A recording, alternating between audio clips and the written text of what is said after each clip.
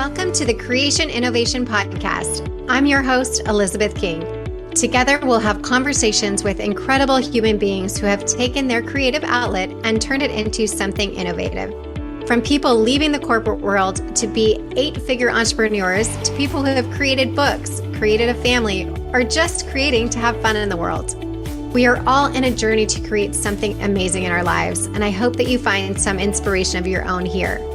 This is the Creation Innovation Podcast.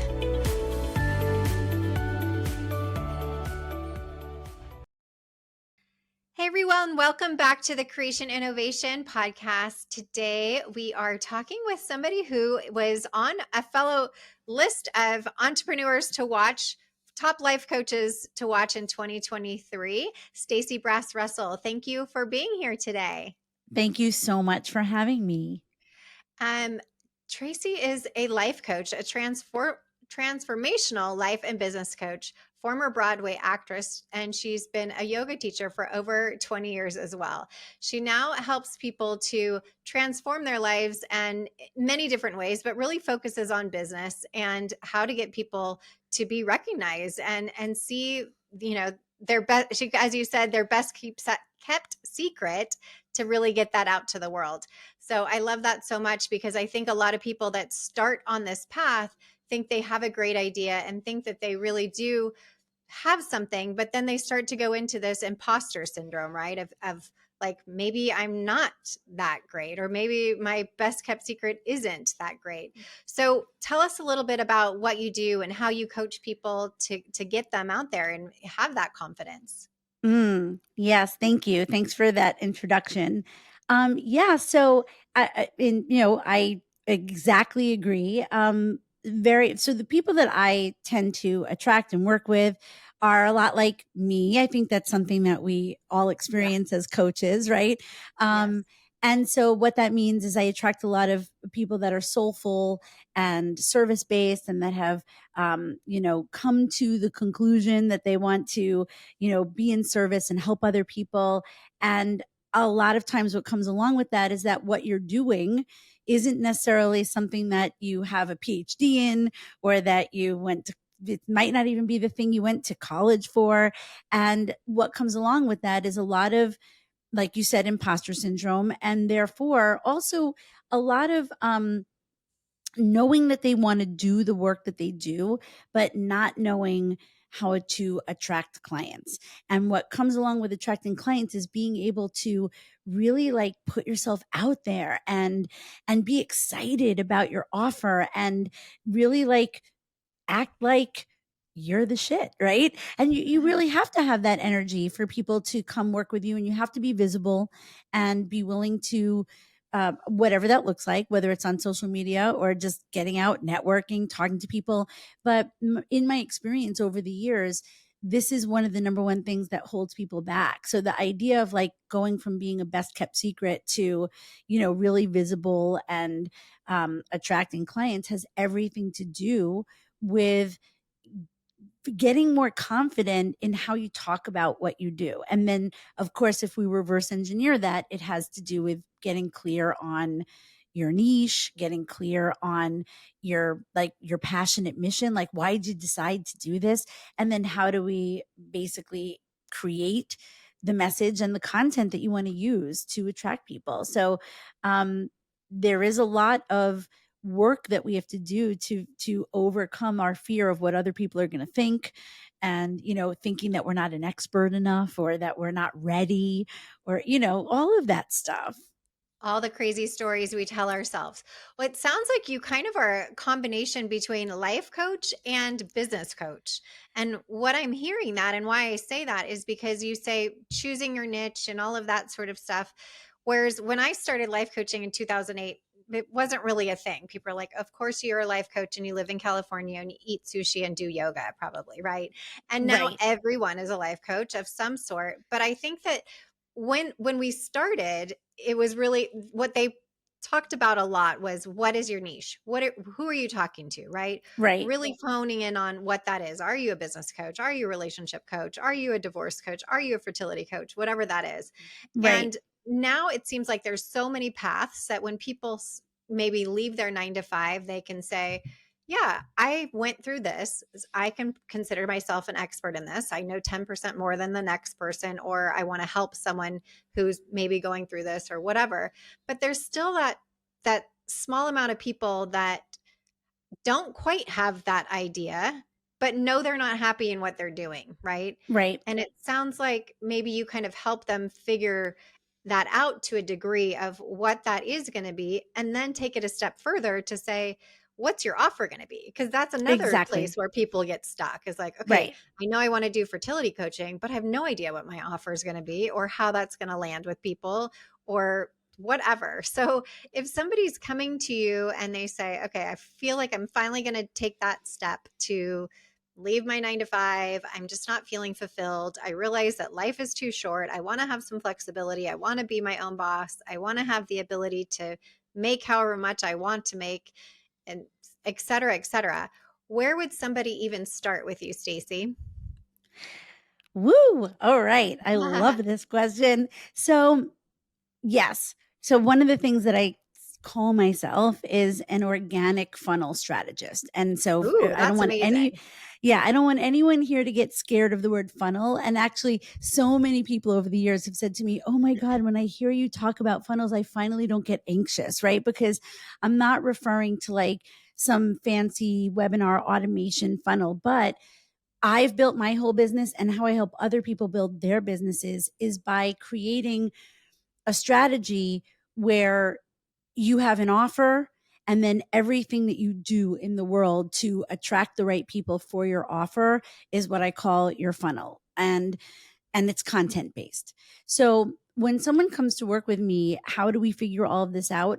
Well, the very first thing is that I take people through a very, very amazing process of self discovery, because niche is not only about who your other person is that you work with, right? I never use the word avatar. It's just like not my jam, because I actually believe that your niche is a much more holistic look. It's not only who you serve, like who is that person, but it's also who are you and what are you going to basically be the most expert at solving, right? Or what problem are you going to be the most expert at solving, and how do you really help people? And then what we do is we really do craft what I call your signature transformational system, which is the sort of the umbrella of your thought leadership. It's kind of like your passion. It's how we put all your gifts and skills together into what you really do.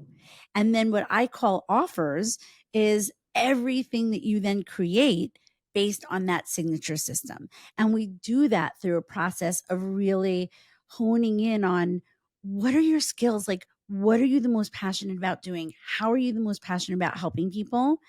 And how can we turn that into essentially a tangible service that someone will pay for?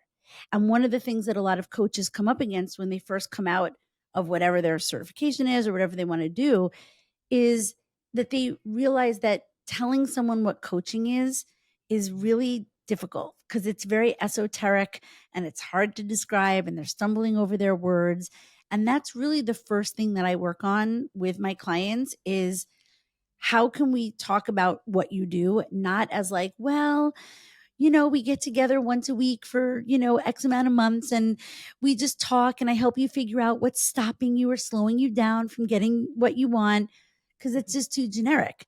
So what I help people And do I is love really that you put say all that because it's again in 2008, people didn't know what a life coach was. Now exactly we're dealing with the same sort of thing with fertility coaches. People don't know what a fertility coach is. So once they come out of the FCA, the Fertility Coach Academy, they're having a hard time of communicating that to their doctors that maybe they're partnering with, the acupuncturist, whomever that might be, of how do I put that to paper? So I love that you mentioned that right. It's specifically. the how do I support, right? So it's kind of like what I want all the coaches to be able to do is when they're talking to someone about working with them, or to a doctor who they'd like to have referrals from or whatever, is to be able to set yourself apart by saying, well, when I work with a client, these are the five, I'll just use that as a number, but these are the five pillars or the five steps of of the journey that I take the clients on to help them to go from, and, I know a lot about fertility because that was part of my journey, to help them go from really being overwhelmed and confused about the process and about making decisions and how to take care of themselves, and how to survive physically, mentally, and emotionally the fertility journey, to I walk them through these pillars or these steps or this journey, so that in the end they can really be really empowered. I'm just making this up, but like, so that we can tell somebody how we do it. So maybe the pillars for a fertility coach is that she's going to always tell someone, we're going to look at your nutrition, we're going to look at, how to manage the emotions of transfers and what to do, like whatever. But it's Right. really being able to say, this is how I'm going to help you. Which is priceless for somebody who's just starting out to wonder, where do they even begin? Because I think that's a big part of the puzzle. You can get the knowledge that you need from a coaching perspective, but then how do you turn that into a business that's going to make you money? And this is the way that you do that, is figuring out what your offer is and your funnel. And for anybody who's listening, not knowing what the funnel is, we all kind of joke in this online industry because everybody has a Right. funnel and or multiple funnels that are Right. going to this, that, and whatever. And it really does take a lot of time. From my perspective, is what I say. What sparks me up is the one-on-ones, when I get to speak to my clients and help them through that. The funnels and all the admin and all of that stuff, Right. not so much. Well, That's not where I find joy. the reason why I call it an organic funnel is because what I really am referencing is that we all need to have some simple strategy for how we attract the people that would want our offer. And this is something that I think so many coaches are disillusioned about, is that you come out of your training or your program, and of course it's the job of your program to make it seem like all you have to do is start telling people that you're a coach and that you have a discovery call, and that everyone's going to want that free call, and then they're going to talk to you and they're going to become your client. And in my experience and all my clients' experience, it doesn't always go that quickly. So what a Right. funnel is like the process that someone may get to go through to just get to know you a little more, or to get a little value from you, or to have some sort of experience of you. So when I say organic funnel, I help people create that free content that they're putting out, whether it's a talk or a workshop or their free resource that someone might download. And we develop all of that in alignment with your service, with your offer, so that if someone takes you up on these free things, they're going to be the kind of person you work with, but they're also going to have an opportunity to get a little nurturing to help them along the journey, because not everybody is like, not everybody understands the value of coaching. Sometimes we have to give them a taste for them to then go, you know what? I do want to talk to you and see how you can help me.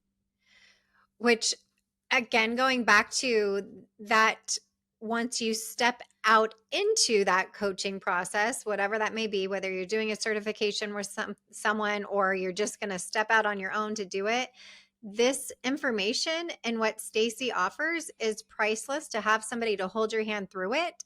Otherwise, you can spend hours and hours and hours trying to come up with this yourself and really distract yourself from what you're trying to do, right? I've seen people that spend, 12 weeks trying to build the offer instead of just getting one foot in front of the other and starting, right? So, Or even focusing on things like their website. I always tell people, I'm like, if yes, what you want is a client, right? You come out, you're raring to go, you want to work with someone, you really want a client, you'd like to start making some money in your business, but then all of the activities that you do are the ones that I call it hiding behind your computer. yes, You think, well, I got to have a website first, and I've got to do this first, and I've got to do that first, and that's what I mean by I help people come out of hiding and get visible, right? Or stop being a best kept secret, right? Is because right.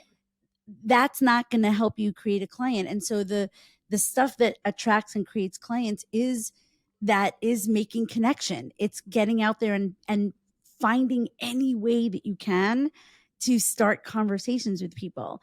And unless you're meeting them, which you may in real life, in the online space, which a lot of people are want to leave their 9 to 5s because what they want is an online business. They know that there are people using social media and whatever to attract clients, but there's more to it. If you're using the online space, you actually have to be pretty specific about what you do and who you serve. Right. And you mentioned visibility, and I always say visibility equals profitability. You need to be visible in Yeah. order for that to circle back to you. But I've also found, and you in your bio, you were on Broadway, and I think a lot of people that were actresses find it a lot easier to do that, right? To show up in this way and get in front of people, whereas me, who I'm very introverted, never did anything like that, it's not so easy, right? So it feels like a lot of a heavier lift, even Yeah. though it's my life's mission, my life's work. I will talk to the wall about it every day, as I say often, but it feels very different for me to get out in front of people than it might for, there's several people that I know in the industry that also were on Broadway. And I'm like, it's like getting on stage for them again. They love that, right? They love to Yeah. be talking about it and getting up in front. So what do you say to people like myself who it's just not natural to do that? Yeah. So, well, one thing is that everything is practicable, right? So, there are many, many ways that we can practice. I literally am teaching a course right now called From Free to Fee, which is like part of what I do, which is I help people create free content that they use to attract clients. And yesterday's lesson, the class I taught was on like how to deliver your content.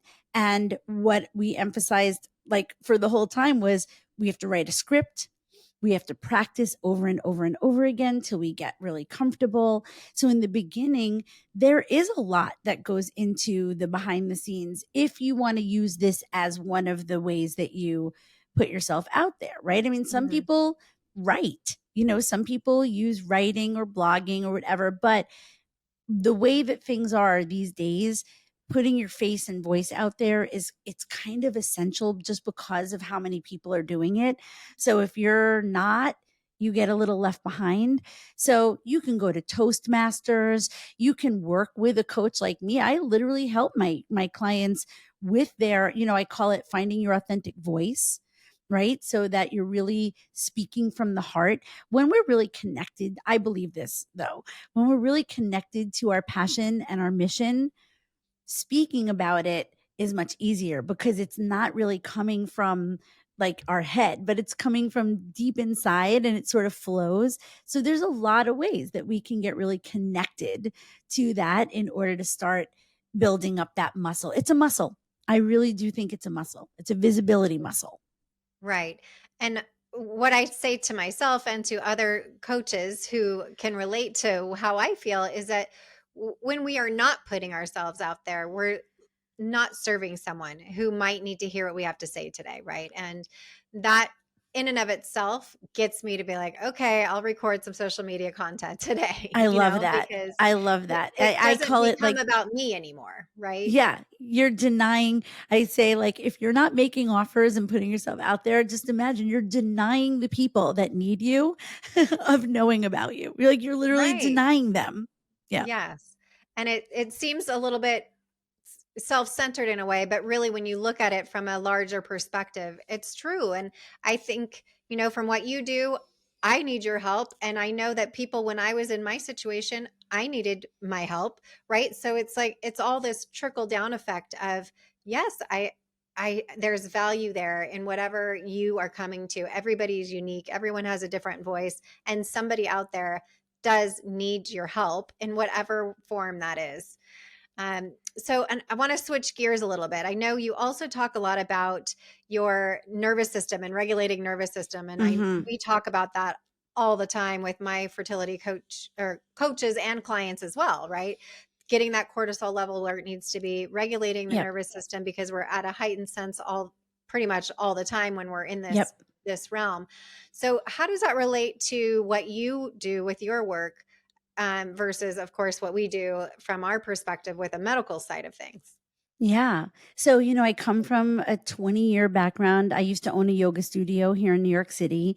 So I've been teaching yoga for many years. And so I would say my obsession with the yoga, with the nervous system has been with me for a long time. I became a leading expert in teaching restorative yoga. Like, that was one of my sort of signature things. And I've taught so many yoga teachers advanced trainings on restoration.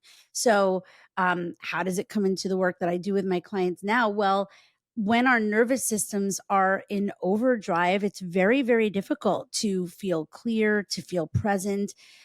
That's when we tend to get overwhelmed. It's how we end up feeling like anxiety. It's when we start to feel like our business is taking over and we're worrying about our business.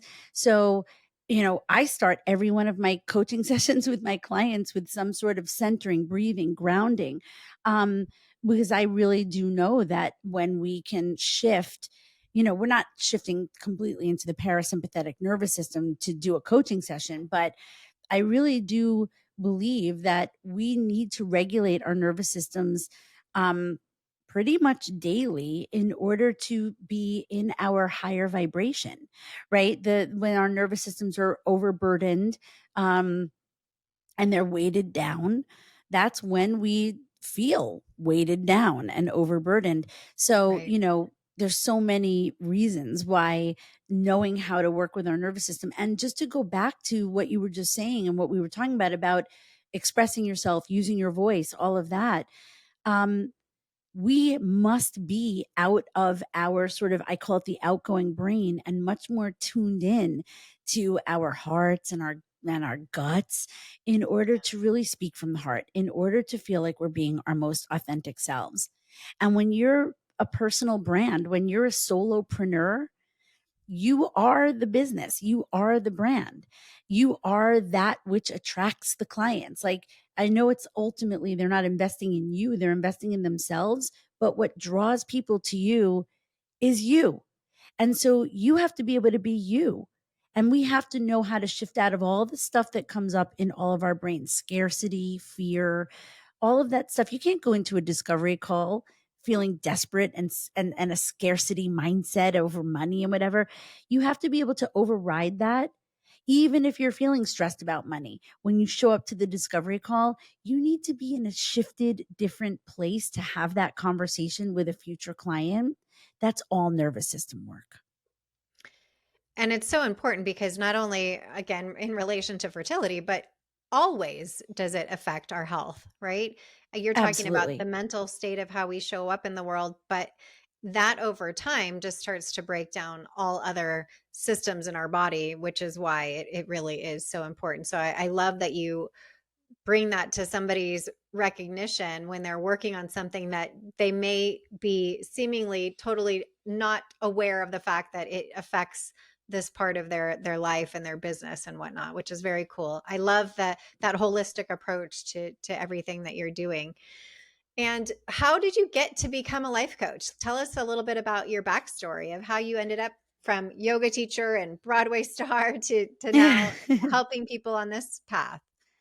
Well, it's funny when I was teaching yoga and I was, teaching so many people. I was teaching, there are hundreds of teachers in the world that have my name on their certificate. I've trained so many people and spoke to so many people one on one. And one of the things that I became very aware of in the yoga world was that people would come to yoga and seek the more like kind of immediate feeling and benefit. Like, they come from a really stressful day, or they've got stuff going on in their life that's not going well, or they, like toxic work environment, blah blah blah, whatever. And they'd come to yoga and sort of have this like exhale, be like, oh, now I feel better, and then they'd leave. And as soon as they went back out into the real world, everything else was just the same. And then their reaction would be, like, oh, now I'm not in my zen anymore. And I started learning that people weren't really understanding the connection between what you do with achieving that state in your nervous system, how you then are meant to actually take action from there. So what was happening was people were getting into some sort of shifted state, but not taking action. And what coaching is about, which I'm sure you know, is about action, right? Coaching is not about just sitting and getting into like feeling better. It's about, well, what do we do when we finally get your brain and body into the right place to make empowered decisions, to take action, to, to kind of like be able to have clarity about what you want and what you want to do. And so becoming a coach felt like the most natural thing for me to help all of these people that I was helping to get into this sort of state. But then I wasn't doing anything to help them take action from that place. And coaching is about the fact that from that place, you can actually then really change your life, and you can make empowered decisions, and you can overcome fear and all of the things that keep us from evolving. And that's really what was the initial kind of reason that I became a health and life coach, right? And it was because of all of that. And then how I often say I became an accidental business coach, because I became a coach. And then in my coaching community in the school I went to, I ended up winning this challenge, which was to make $10,000 in 10 weeks as a coach. My school actually put out this challenge, and I was very visible. I won that challenge. I spoke on stage in front of 800 coaches. This is before the pandemic, when we still had live events. And after that, all of these coaches were reaching out to me and saying, "How are you making money? How are you getting clients?" And at first I was just helping people. I was just talking to them, say, well, I'll jump on a call with you. And then after, 20 people, I realized, wait a minute, all of these coaches are not focusing on the right thing. That, and I had so much experience creating workshops and trainings and courses and being visible. And that's how I was getting coaching clients. And so I said, well, I think you're focusing on the wrong thing. And so I created a group program for these coaches that I just knew, and they all signed up.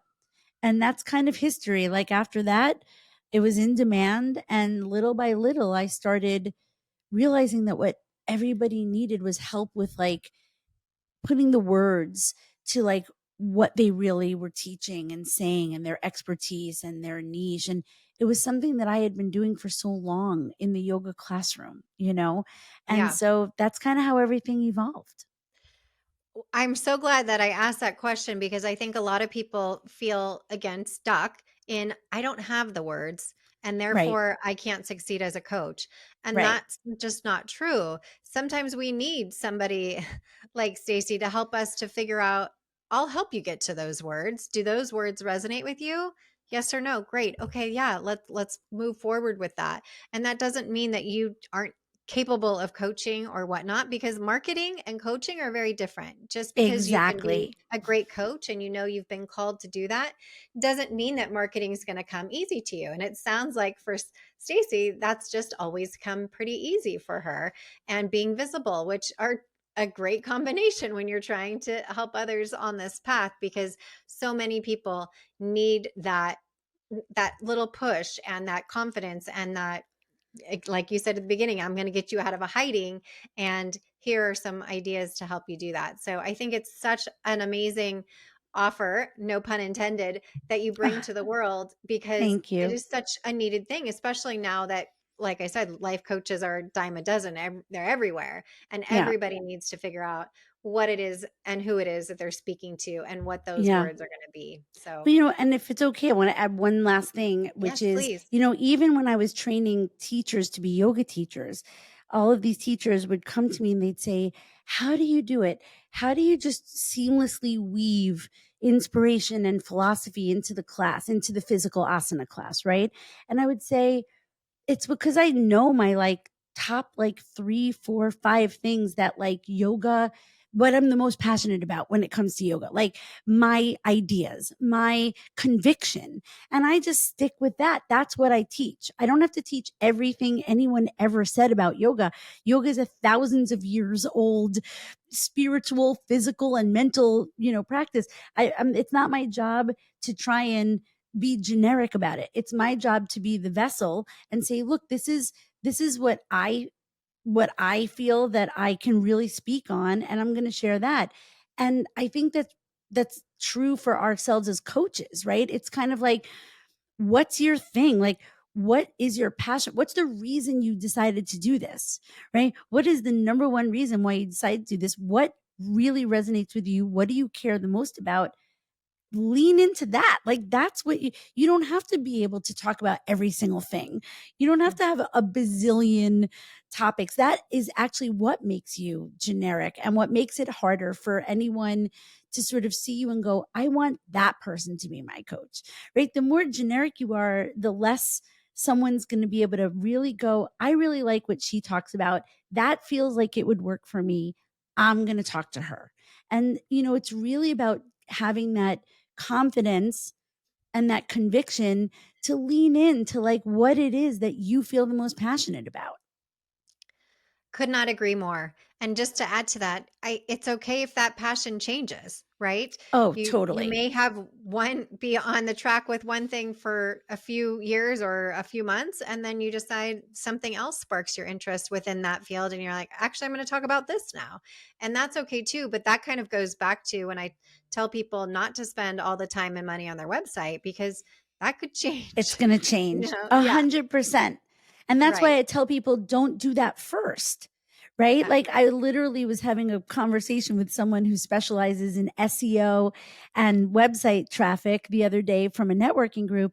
And, and he said, we reject whatever he said, I don't know, 30% of the people that come to us because we won't work with anybody who doesn't actually have like really amazing clarity on their niche and message. And that made me so happy. I was like, oh my God, thank God you're not taking the money from people who have no business yet working with someone like you, because your website needs to be a reflection of like your niche and your message. And so it's backwards if you think you should do it before you've kind of hung out for a little while with your business and Right. had some clients and tested things out and really started to feel like what does feel right to you when you're like saying it and talking about it. Right. And now there's so many ways to do that outside of a website, which we didn't have before, which is so cool. So, Exactly. uh, circling back real quick, I want to touch, did you have your own fertility story? I do have a fertility story. You mentioned Yes. when you said transfer, I was like, not very many people throw that word around without knowing too much about it. Are you open to sharing that with our audience? I am. You might want a whole other episode with me, but yeah. Okay. So, I will tell you the brief history, which is, I didn't meet my husband till I was 42. I was 41, turning 42, and I knew. I was like, even before we got married, I was like, we better start trying. And my doctor had said to me, if you're not pregnant by the time you get back from your honeymoon, then you definitely need to go to a fertility specialist. And so I started IVF with my own eggs and body. My FSH was great. I had tons of eggs, whatever. We started IVF with my body when I was 43. And we did 3 rounds. I got pregnant on one round and had a miscarriage. We never did any testing of the embryos because at my age, the assumption was there's only going to be a certain percentage of the eggs that are good anyway. So there's no risk of like multiples if we just like, transfer and take our chances. And so we did that 3 times.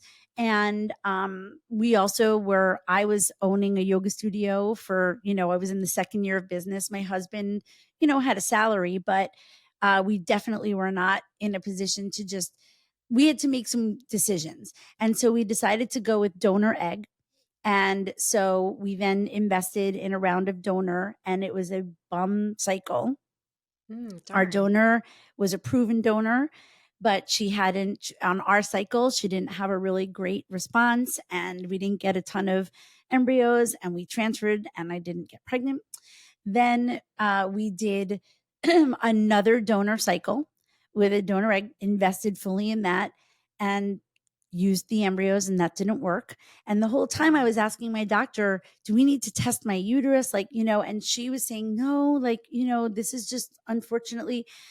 Anyway, we could no longer afford to do that. And so I, being the resilient go-getter that I am, we talked about, I know. My doctor at that time said, I have a patient who has a ton of frozen embryos left. She's a single woman who did this when she was in her 50s. She used both donor egg and donor sperm. And I know she's not going to have any more kids. I'm going to ask her if she would donate her remaining embryos to you. And we were like, oh my God, that would be incredible. And so she approached the woman, and the woman originally said yes. And then we were going through the whole legal thing. And then the woman all of a sudden decided that she wanted to like have a relationship, and she wanted to put into the contract that like all this stuff. And we started to feel not comfortable. So it fell through. But that was what gave us the idea that people donate embryos. So then we okay. went down the road of joining websites that like where people, it's almost like a dating website, where Right. you can like apply for donor embryos. We had a set of embryos donated to us by an amazing couple that we talked to for months. We got the embryos. They were not amazing quality. They had been Oh, tested. They were not abnormal, but they weren't great quality.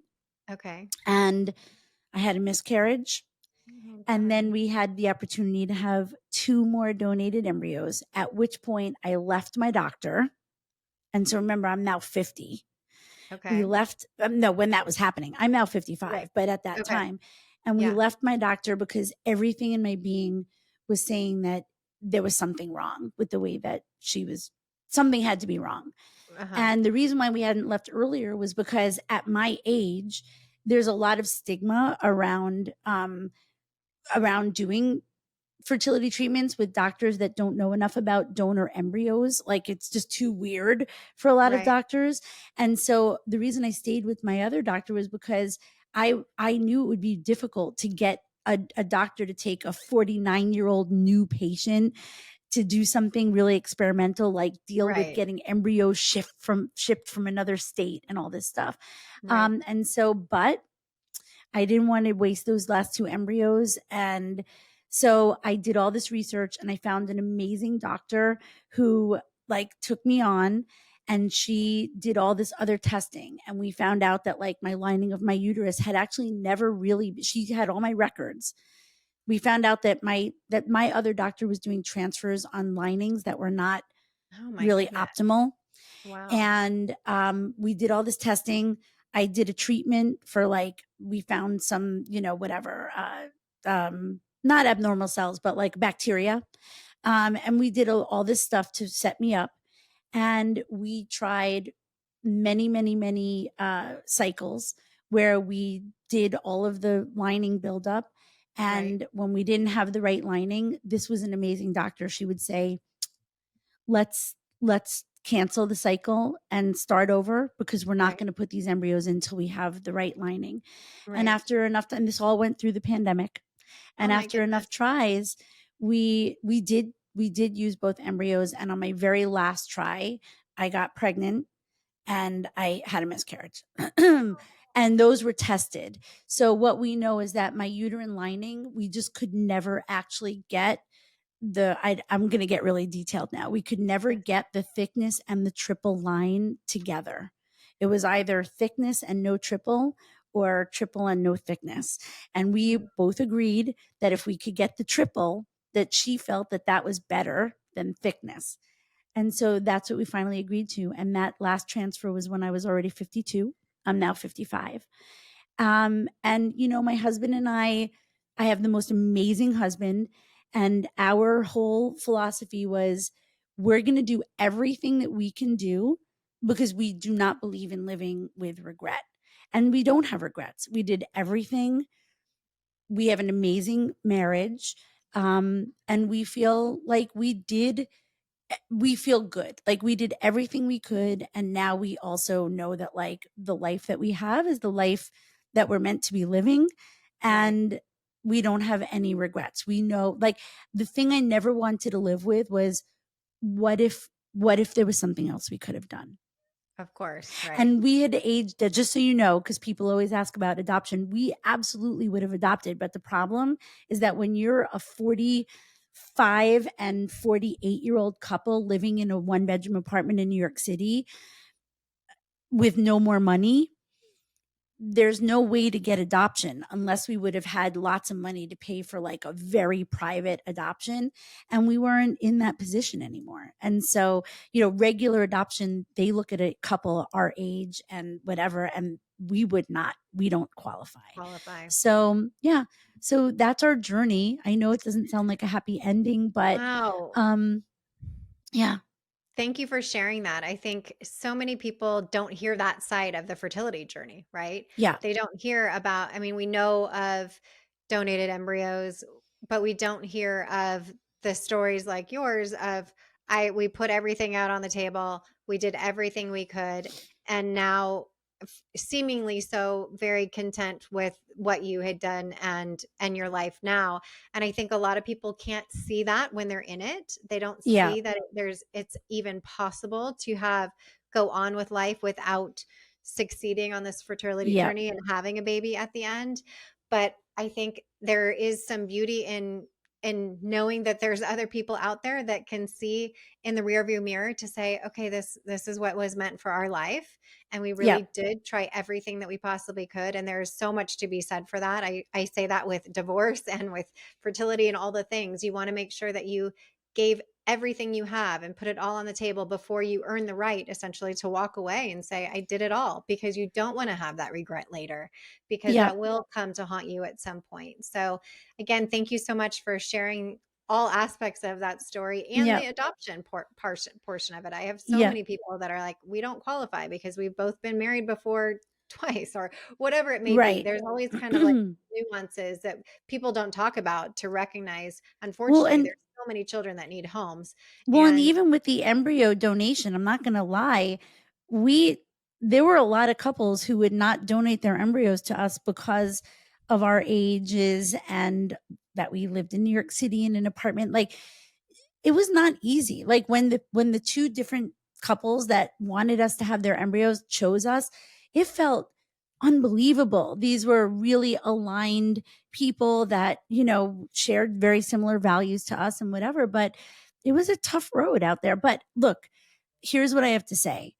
I think that that everybody should pursue what they all the roads that they want to pursue, and you may have to kind of, it's a lot of emotional bandwidth, it's a lot on your body. I mean, after I stopped all of those treatments, it took me a year and a half to basically recover my body. I mean, I had been injecting myself with hormones and drugs for a decade almost, right? right.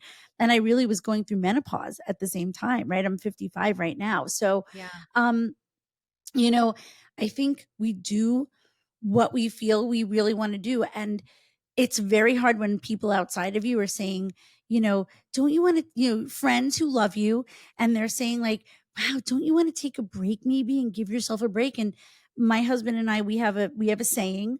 I have a podcast episode that's called this. And what we said was, you can always make more money, but you can't make more time. And I was not of an age where I wanted to take pauses or take breaks, because if I was going to have a baby, I'm also not I'm not a jerk.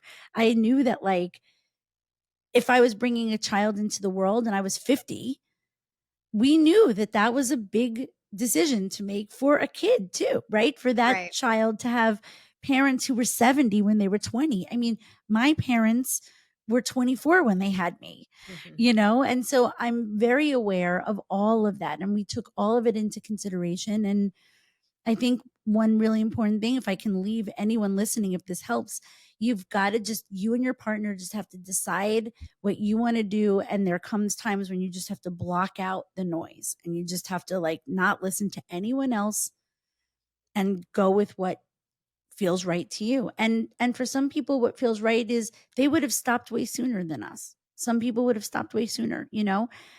So everyone's got to take their own journey. And I also do know that with all the things we did, it's more likely that you would have success than not. And a big part of what happened with me was I try not to look in the rearview mirror, but I might have changed doctors sooner. Right. And I think for anybody again who's listening to recognize being your own advocate in these areas and listening to that gut feeling of like something just doesn't seem right, and what Yeah, go with that, get a second opinion. It doesn't mean that you have to change clinics, but at least talk to someone else, get their opinion of what they might do differently, and you can always take that back to your doctor and say, hey, I spoke to Dr. Joe Schmo down the street, this is what he said, what do you have to say about that? Right. It just makes totally. them think a little bit. And again, the thank you so much for sharing all of that, because there's so many aspects of that right now that we're dealing with a lot of people coming of, never thinking they're going to go with egg donors, never thinking that they'll go down a route of embryo adoption. And quite honestly, there are so many embryos now that Oh, need places to go. oh my And God. It's the option is either donate them or, do an or adoption, destroy whatever you want them. to call it, or destroy them. And, Right. and that was what became so frustrating for us was we were like, oh my God, we know that there are so many embryos that people aren't going to use. And, I understand like it's a big deal. Genetic material is genetic material, but especially when there are people who had used both donor egg and donor sperm. Um, look, you got to find the right people Right. and you have to have the right arrangement, relationship, whatever is important to you, but it's possible. Yes. And, And that's I the want to bottom line, tell, I think, is your yeah, story is an example from my perspective of what is possible, right? yeah, So to say, don't give up, keep going, keep digging, yeah, keep turning over those stones if that's really what you want to go after, and keep on that avenue as much as you yeah, possibly can. And like you said earlier, only you know when it's time to walk away, and yeah, nobody, nothing can tell you otherwise. So find your team that's going to help support you on that journey, and go what you're after. So, well, I'm so yes. glad that we went down that path. But how can people find you? So my website, www.staceybrassrussell.com. On that website, there's a page of resources. So if anyone listening, now that we've diverged to fertility, there's Right. nothing there for fertility. But if you are a starting out coach or a service based entrepreneur, and you go to the resources page on my website, I've got a bunch of things that actually address what Elizabeth and I talked about today: finding your authentic voice, creating your signature offer, all of that juicy, good stuff, some money mindset stuff in there. So you can download some resources. I also have a podcast, Passionate and Prosperous, which is available everywhere. And then, of course, on the socials. But, the website's kind of a good place to go and check out what's available. Well, thank you so much for your time today and how you show up to serve coaches in the way that you do, in such a unique, holistic, beautiful way, because I know that it is so needed. And it was great to have a chat with you today. Thank you so much for having me. I'm really, really grateful that we got to talk. And also, I'm glad that we got to kind of include the fertility, because I know that that's your specialty. And, I hope that the story serves your audience. I'm sure it will. If only one person gets to hear that and gives them some hope, that's enough, right? Yeah. Well, hopefully it gives them hope. I don't want anyone to feel like it's a sad story. I want them to feel like No. it's a story of hope. Yeah. Yeah, absolutely. That's how I took it. All Good. right. Thanks, Stacey. Thank you so much for listening to this episode of the Creation Innovation Podcast. Make sure to follow us on Spotify for free episodes, and subscribe to the Creation Innovation Podcast on Apple, Spotify, or wherever you choose to get your podcast. Don't forget to rate and review the podcast wherever you're listening for a chance to receive a special gift. Yes, we actually do send out gifts. It's my favorite thing to do. So visit us at elizabethking.com/creation innovation for more information on how to enter. Every review counts, and we are so grateful. You can follow me at the official Elizabeth King on Instagram or TikTok. Until next time.